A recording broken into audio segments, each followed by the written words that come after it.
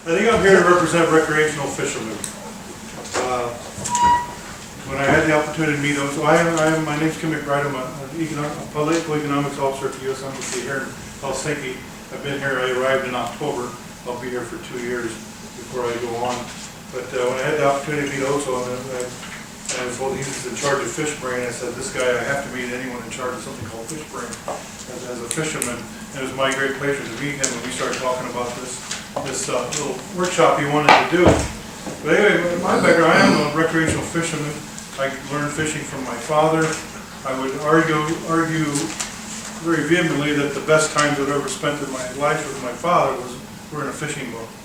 And today I have a 13-year-old son, and he's an avid fisherman. And the best times we spend together is probably fishing within a boat or on shore. And he's a natural fisherman. The kid can catch fish where other people cannot. So, as a recreational fisherman, there's nothing more valuable than spending time with my family fishing. So I wanted to bring that out. And a couple other things, comments I wanted to make from the last presentation that I thought were nice. Recreational fishing was I saw a definition, the capture, attempted capture of fish, and I can relate with the attempted capture part more than I can the capture part. A lot of times we spend a lot of time, we think fish are such stupid animals, and yet we spend thousands of dollars and spend countless hours out on the lake trying to catch these little critters, which are sometimes pretty tough to catch, so they must be smarter than we give them credit for. And also the 1.7 million fishery specialists in Finland, you have 2 more, so 1.7 plus 2 million. Myself and my son are here, so come to us anytime you want some more information. But a little bit about my background. I'm not a fisheries biologist, but I did study water resources and limnology in my graduate studies. And I spent some time working on an Indiana Clean Lakes program. In America, we do have a thing in different states called Clean Lakes Program, where we do a lot of lake monitoring. And not just for fisheries. Fisheries is one of the things we look at, but it's for all the different reasons you might want to look at lake water quality. So my background that I bring is really a water quality background. And a lot of things we look for in that program. We look at we measure physical parameters, temperature, dissolved oxygen, things like that. We look at chemicals, we look at nutrients, we measure phosphorus, we measure nitrogen, we look at dissolved solids. We do a Secchi depth. I think most people are probably familiar with that type of a measurement. We look at all those type of parameters. In all the different lakes, Indiana, I think, we had like 108 lakes that we measured, not quite as many as Finland. But we try to get to them every 5 years and kind of have just a snapshot view of the water quality of the lakes of Indiana.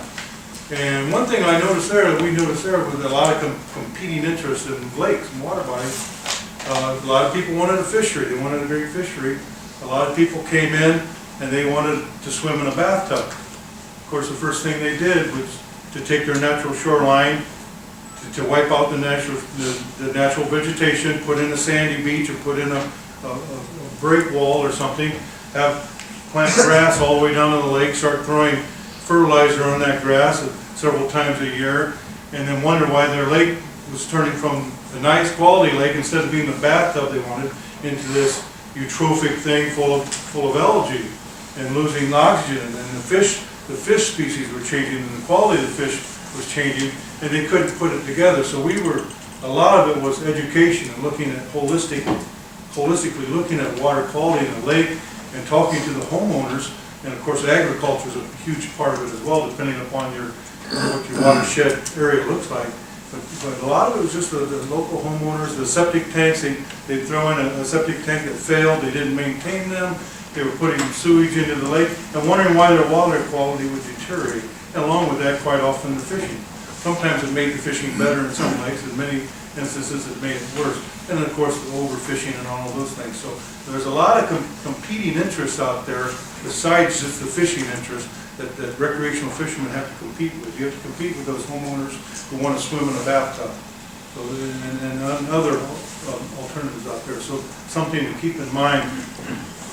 And so I guess what I bring to it is more of a water quality aspect, more than just a fisheries biology aspect.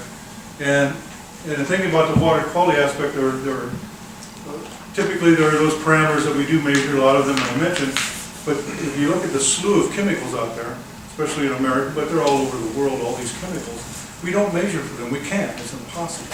A lot of times we measure for mercury, as a heavy metal indicator. There are many heavy metals. When we look at mercury, it's one that we measure. And my home is in northern Minnesota. We're up there, if you're familiar with the geography of America, up in the upper Midwest. We don't have a whole lot of heavy industry up there. There's not a whole lot that you think of as mercury sources, but our lakes have mercury, and we have a lot of fish eating, fish consumption advisories on our lakes up there. And we have been determined that most of that mercury is atmospheric deposition coming from coal burning power plant. So yes, even out in the pristine, and then there's been studies done all over the world in very pristine places, there's pollution, there's mercury pollution, there's heavy metal pollution, and that's just the stuff we measure for. There's a lot of stuff that we can't possibly measure for. And then I was coming to the embassy this morning, and I have the latest, the May issue of Discover magazine, and I was looking through it, and I found something, I just want to share a little bit, then I'll stop talking. But I thought this was interesting. Here's just a short article, Vampire Steroids Rise After Dark. And it was something that was about, you know, especially in America, but all over the world now, many of our cattle, our hogs or cattle, where we fill them full of antibiotics, we fill them full of growth hormones, and it's all where it all ends up in our surface water. Eventually all this stuff, all this crap, all this chemicals end up in our surface water.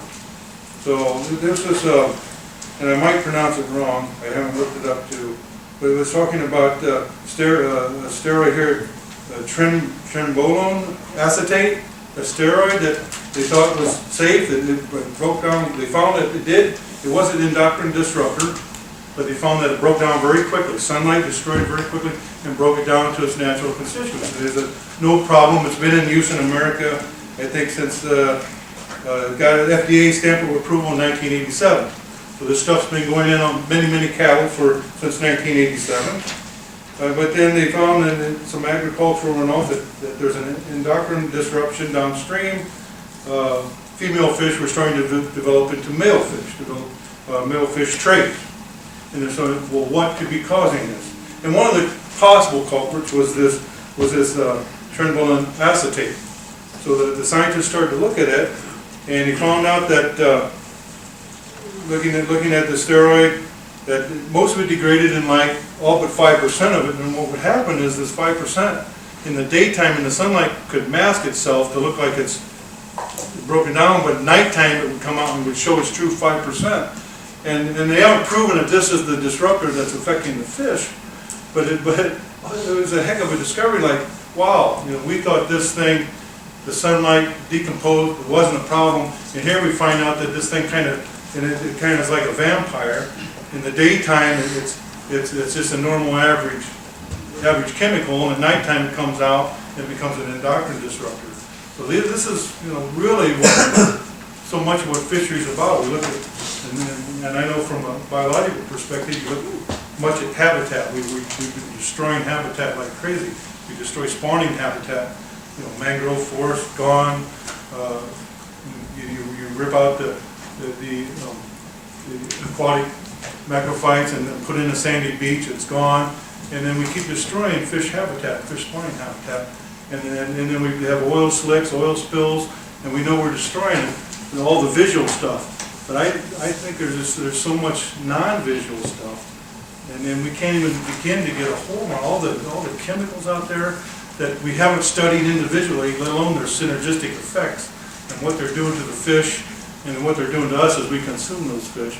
And I don't mean to put a bummer on everything, but it's a daunting task out there. We're really living in we're one big science experiment in this little place we call our planet Earth. We're a big science experiment. And we're finding out more and more every day what little bit how we're harming ourselves. But with that said, I want to welcome you tomorrow evening at 5. We're hosting a little gathering at our innovation center at the U.S. Embassy. It's a LEED Platinum building. We're very proud of it.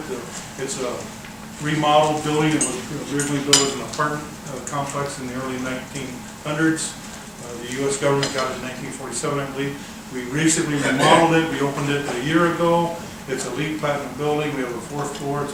It's got the best view in Helsinki overlooking the harbor. Otso's donated some refreshments, and I'd like to welcome everybody there for a little bit of time. Unfortunately, the ambassador is out of town, but Rodney Hunter has agreed to greet people. So please, if you can, make it tomorrow evening to again see for that little, just a few refreshments and a chance just to mingle a little bit. So thank you.